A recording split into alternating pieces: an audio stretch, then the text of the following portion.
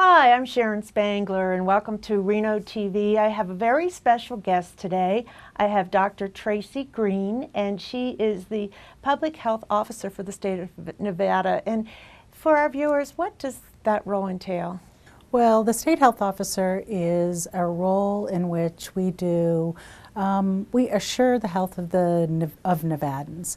But what it primarily does is, at this point, I'm interested in improving our immunization rates, improving health in Nevada. We also have a regulatory component, so we look at hospitals and facilities and assure that there's a safe environment for Nevadans. And we'll be working with the legislature this legislative session to really move some new bills to our state. And that's always a lot of fun. Yeah, it's a busy time.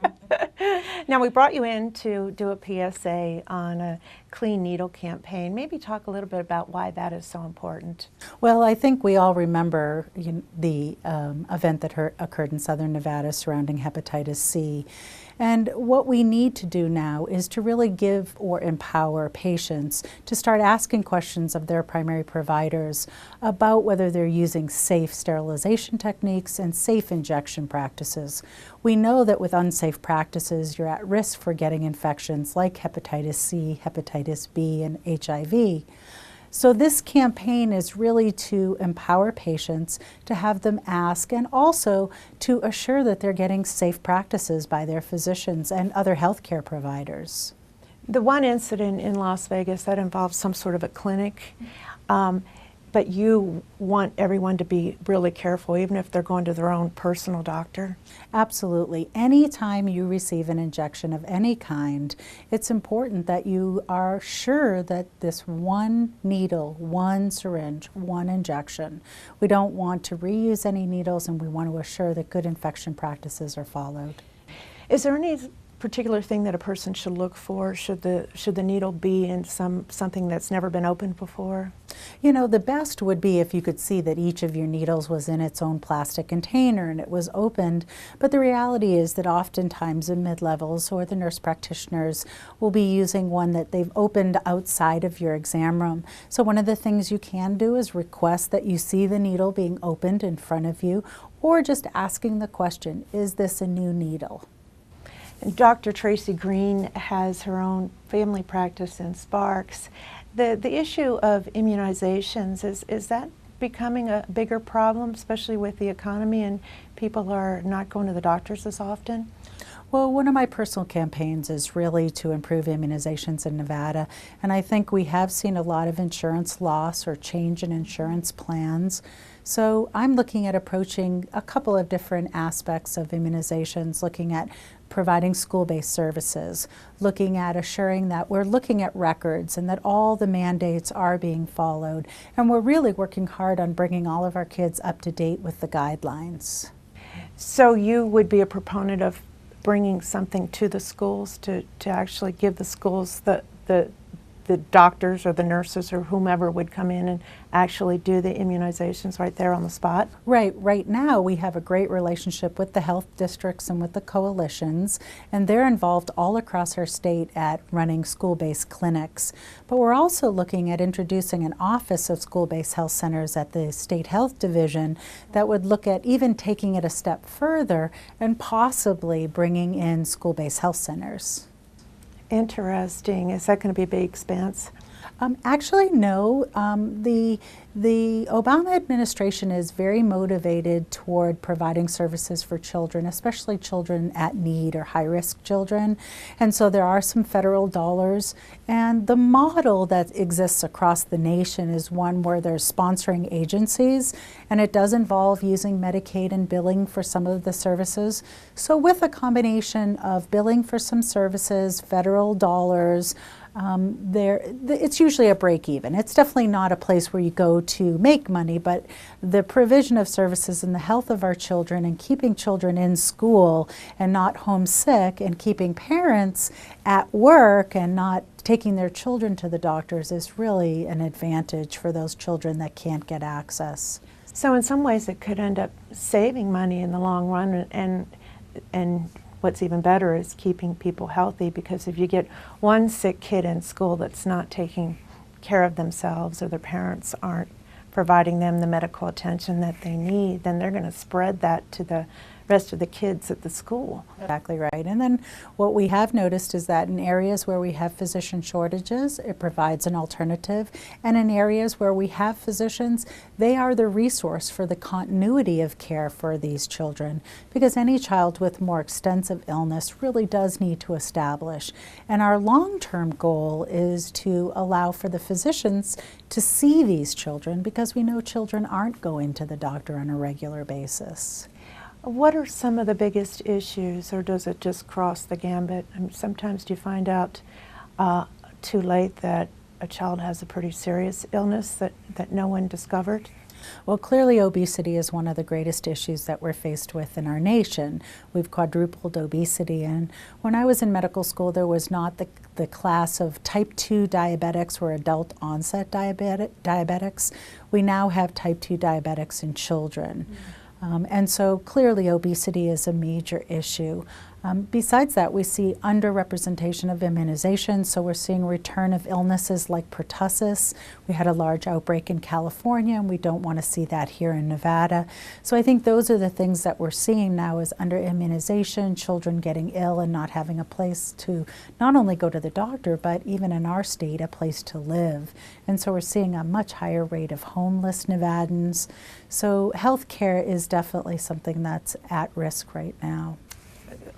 We've been talking to Dr. Tracey Green about her job as the public health officer for the state of Nevada. It's fascinating to me, and I really admire that you're so committed to, in particular, children's health. Are you going to be going to the legislature to lobby or advocate for some programs that are going to help children? Well, what we will be doing, we aren't actually the lobbyists, but we will be supporting some of the bills that are coming to this session. A couple of them are being presented by Senator Weiner, and we will be supporting one of her bills especially, which is the development of an office of school-based health centers that the health officer, myself, would hold. And my subsequent health officers would also hold. And this would be to provide technical assistance. We have a few school-based health centers in southern Nevada, but we would like to see them especially in high shortage areas where we don't have enough physicians. We do have a number of other health care related bills, and one of the other areas that I think is pressing right now is that of hospital-based transparency.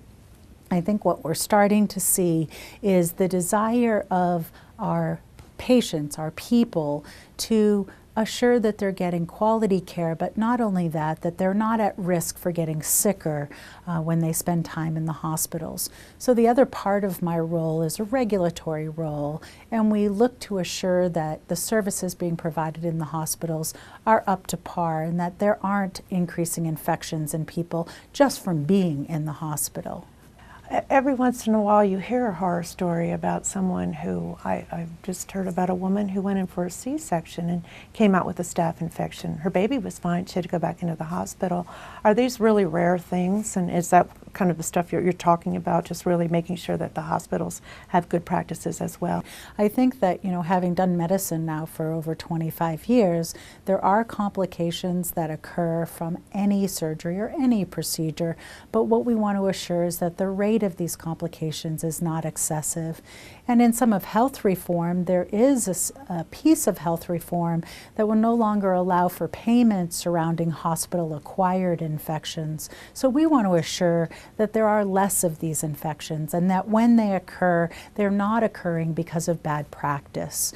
We know that complications occur with any procedures in the hospital, but we really want to assure that good practice, best practices are being followed by our hospitals, by our long-term care facilities, by our nursing homes, by really any facility that we regulate at the health division. So what you do is you oversee some other people that actually go out and check on the hospitals and check on clinics and and doctors' offices and make sure that everybody is doing what they're supposed to be doing. That's exactly right. Right now what we have is the Nevada State Health Division has our administrator, Richard Whitley, who's fantastic. And within it, we have a number of bureaus, of which the Bureau of Healthcare Quality and Compliance is the regulatory bureau. And that's headed by Wendy Simmons, and she's just fantastic. She's actually had a lot of experience in nursing home facilities, so she brings her clinical experience now with the regulatory piece. And we have a community bureau, we have a nursing bureau, so there's a number of different bureaus within the health division. And I am, as a support, a guide, but I also have the role of assuring that a lot of these measures are met and that the laws are upheld. You're a busy person between your own private practice or family practice and working for the state. That's a lot. Are you also involved in educating people about the infamous health bill? You know, some of what I have done some work with when Harry Reid's people came to town. I did some work with them on the educational piece, and I'm trying to keep up to speed. You know, what I've found is that I'm weaning out of family practice, that's a decreasing. There are some people that I still continue to see, but my primary role right now is at the health division doing the public health piece, which is very interesting, and coming to this next session is going to be critically important.